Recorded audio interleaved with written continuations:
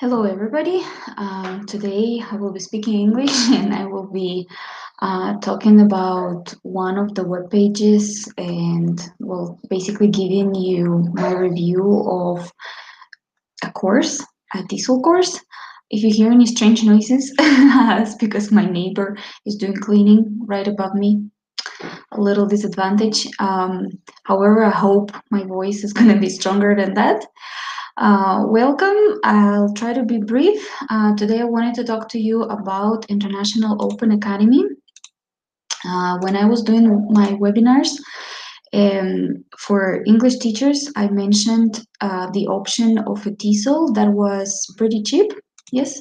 However, this option is not specifically what I would recommend, and I will explain why. Okay, so first of all, in the webpage of International Open Academy, you can find a lot of information. As of right now, if I log out and if I search for TESOL, yes, it's 120 hours TESOL certificate.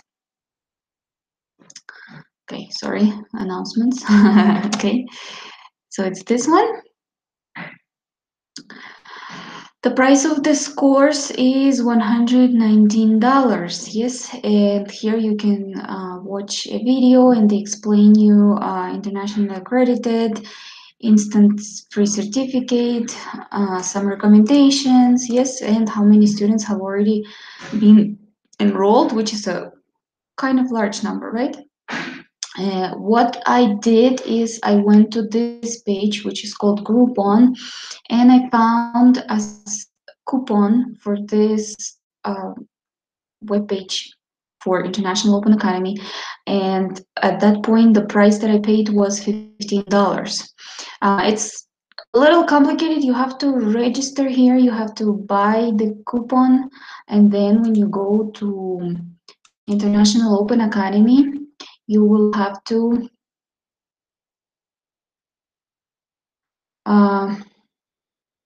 find a place where you can redeem it. Okay, in general, International Open Academy has a lot of different areas of education. Well, let's go for the TESOL course. Okay, so here I have this easy login with my account of Gmail, and once we enter, you will see, right, this access. It's a limited access. I only have 25 days left to finish it. Yes.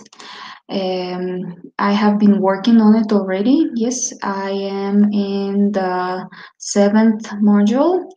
The total access was for 60 days or 50 days, I think.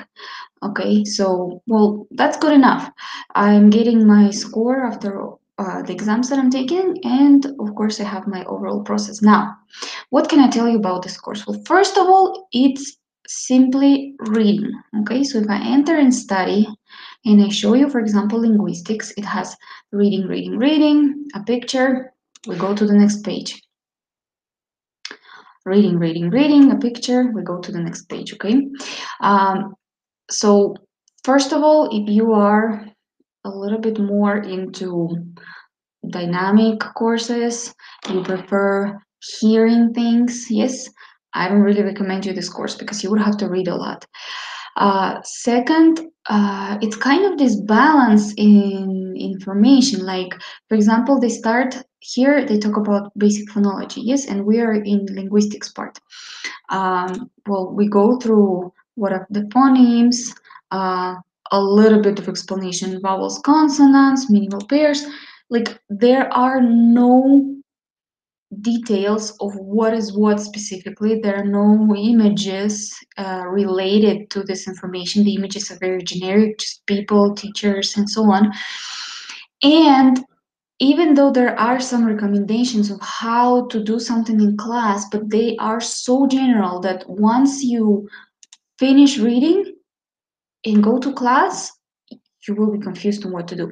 What I do recommend and why I would recommend this course, it's if you are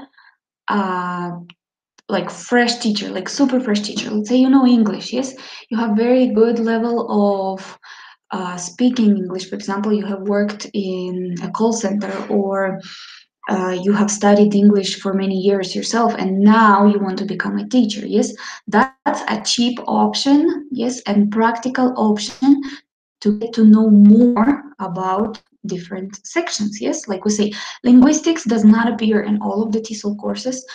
Reading, writing, speaking, listening, of course. Pedagogy, of course, though in different ways.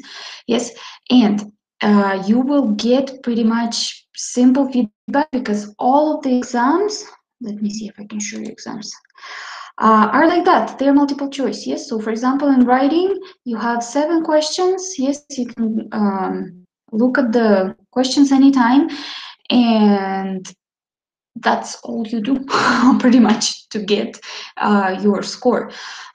That's what I said can be considered as an easy option, right? Something that you can read, maybe take notes, answer quickly, continue. Yes, you don't need to spend, I don't think it's 120 hours in total. Yes, maybe I'm missing something right now. Maybe once I get to the end of the course, I will be surprised in something. Yes, because for example, here there is a lesson planning part, classroom management part, and getting a TESOL job, which is also interesting in case you would like to try um, your chances on international teaching market, right? Like, or in general, if you want to create your own, I don't know, online academy or real academy or something, you may get some information. Yes. However, there's no other feedbacks as far as I can see. Yes. So the only thing you do are the exams. You don't have to write anything. You don't have a communication with other students, or you don't have communication with professors.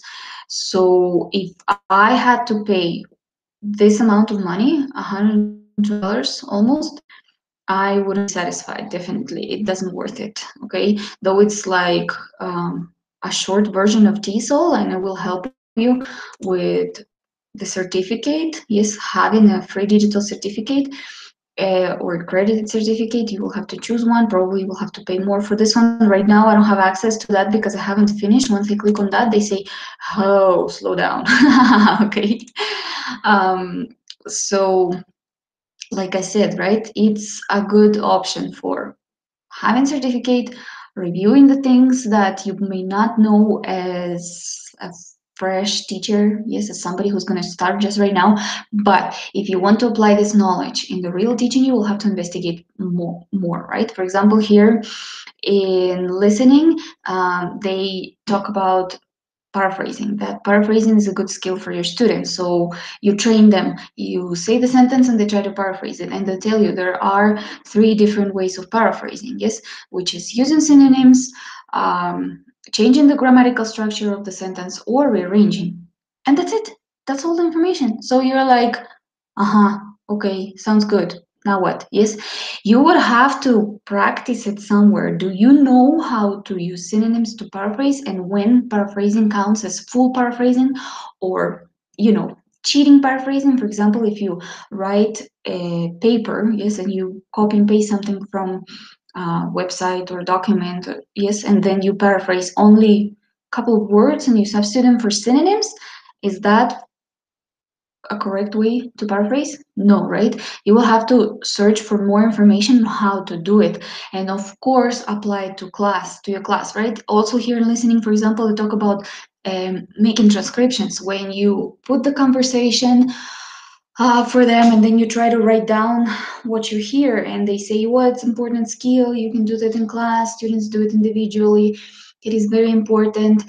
However, if you have never done it, yes, you would have to practice that first and think what students at what level, yes, will be able to do it. Because remember, if you're teaching children, if you're teaching teenagers, and if you're teaching adults, you will face different situations and different abilities. Yes. So, like I said, you would have to investigate a little bit more. Okay, so that is my review. I will post the links in YouTube. If you see my video on Facebook, you can also see it again in YouTube. So if it's possible, please like it or check it out, because in this way I will maintain better statistics, of course, yes, for my channel.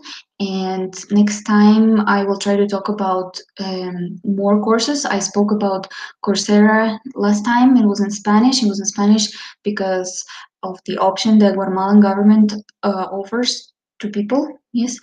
However, I also have a lot of courses that I have taken, and I would like to give you a review, especially for one that is for learning how to learn. Okay, so it's one of the things that have pushed me to love and investigate about neuroscience. Yes, and one of the things that, together with the general knowledge of teaching basics, teaching of English as a second language, as a foreign language basics, would help you to develop your own mental skills, yes, for studying, and also help your students on their way. All right, well, thank you. That was it for today.